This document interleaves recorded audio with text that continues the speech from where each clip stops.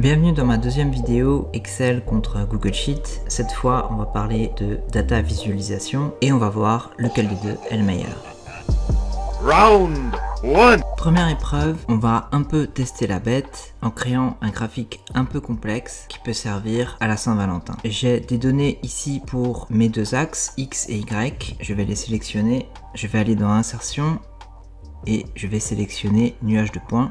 Nuage de points, voilà mon graphique qui apparaît. En fait, pour créer ce graphique, il y a quand même 6000 points et sur Excel, ça passe tranquille. Je peux modifier les couleurs, par exemple comme cela, et Excel me propose différents styles de graphiques. On a celui-là qui est pas mal. Ok, on passe à Google Sheet. J'ai les mêmes données et on va voir si on s'en sort aussi bien. Je sélectionne mes données, je vais dans Insertion, Graphique. Donc là, par défaut, il m'a fait un graphique en courbe, mais ça passe. Je vais simplement changer de graphique et je vais choisir le nuage de points. Je vais aller dans Personnaliser, Série. Je vais choisir une couleur rouge. Je vais peut-être réduire un peu la taille du point. Et voilà le résultat. Les deux ont passé le test. Round 2. Deuxième épreuve, l'épreuve des cartes. J'ai une liste de pays ici et la population de chacun des pays et je vais vouloir créer une représentation graphique de ces données. Dans Excel, il y a quelque chose qui est apparu, je crois, en début d'année. Si je sélectionne ma première colonne, ma colonne des pays, et que je vais dans Données, dans Type de données, j'ai un bouton Convertir en données géographiques. J'ai une petite icône qui apparaît à gauche de la cellule et si je clique dessus, j'ai des informations sur le pays.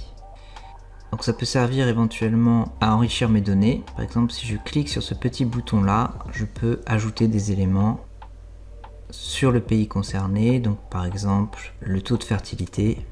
Bon, moi ça va pas m'intéresser vraiment. Mais surtout, quand on veut faire une carte, une fois que Microsoft a reconnu qu'il s'agissait bien d'un pays, on ne va pas avoir un problème récurrent qu'on avait avant. C'était que le logiciel ne reconnaisse pas le pays et où il le plaçait mal. Donc une fois que mes données ont été préparées, avec l'outil type de données, données géographiques, je vais simplement aller dans Insertion, Carte, Carte complète. Voilà ma carte et je peux, si je le souhaite, simplement modifier les couleurs. Comme on pouvait s'y attendre, les régions les plus peuplées sont la Chine et l'Inde. Dans Excel, il y a un autre outil pour créer des cartes, ce qu'on appelle les 3D maps. J'ai ici une map monde en 3D qui apparaît. Avec la souris, je peux me promener dedans. Je vais choisir définir la visualisation sur région. Et au niveau de valeur, je vais choisir mon champ population. Alors ici, j'ai des petits boutons pour naviguer. Je vais un petit peu reculer, voir ce que ça donne. Ici, je peux tourner ma carte. Je peux aussi choisir de créer une carte plane. Et si je vais dans options de calque, je peux modifier l'échelle de couleur, donc passer comme précédemment à du rouge, et j'obtiens un résultat à peu près similaire. On passe à Google Sheet, donc j'ai les mêmes données ici, je vais les sélectionner, je vais dans Insertion, Graphique. Par défaut, Google Sheet m'a fait un histogramme, c'est pas ce que je veux, je vais aller dans l'éditeur de graphique, au niveau de type de graphique, je vais sélectionner une carte. Et j'ai déjà ma carte qui apparaît, même si les couleurs sont un peu bizarres. Alors on va changer ça, je vais aller dans Personnaliser, Carte. Au niveau du minimum, je vais prendre un rouge clair. Au niveau du maximum, un rouge un peu plus foncé. Et voilà ma carte. Donc elle est assez jolie. Par contre, par défaut, dans Google Sheet, il n'y a pas l'équivalent de 3D Maps qui utilise des cartes Bing, mais j'imagine qu'il existe un module complémentaire pour utiliser des cartes de Google Maps. Si vous en savez plus, laissez-moi un commentaire. Round 3.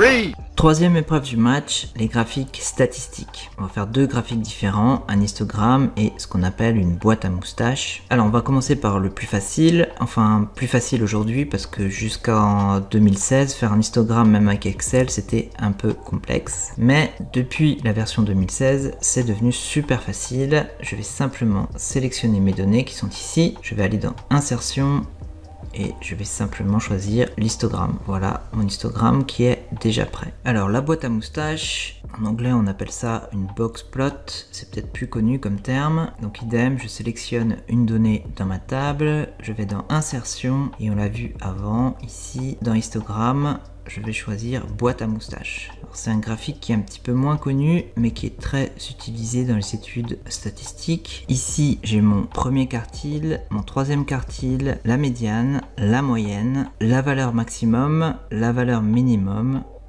Donc c'est devenu super facile à faire avec Excel. Avant, c'était franchement une galère. On va voir comment s'en sort Google Sheet.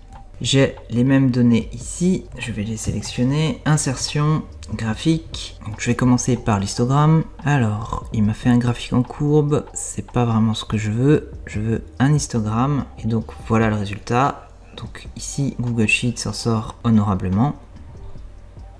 Maintenant, pour la boîte à moustache, c'est un peu plus compliqué. Si je sélectionne simplement mes données, que je vais dans insertion, graphique,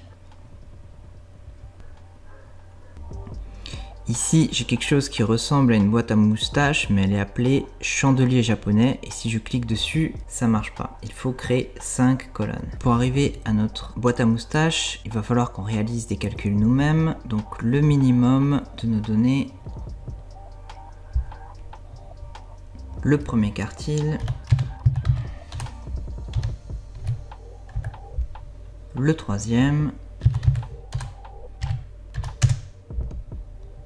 Et le maximum.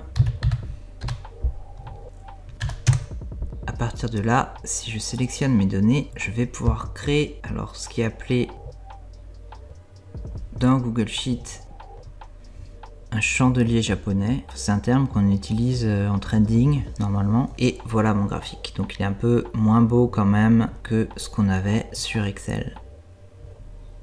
Personnellement, je trouve que les graphiques sur Excel sont légèrement plus aboutis que ce qu'on a dans Google Sheet. Mais Google Sheet a aussi un avantage par rapport à Excel, c'est qu'il est super facile de publier un graphique sur Internet, sur un site, soit en lien, soit de l'intégrer directement dans une page web. Et dans Excel, c'est pour le moment plus compliqué à faire.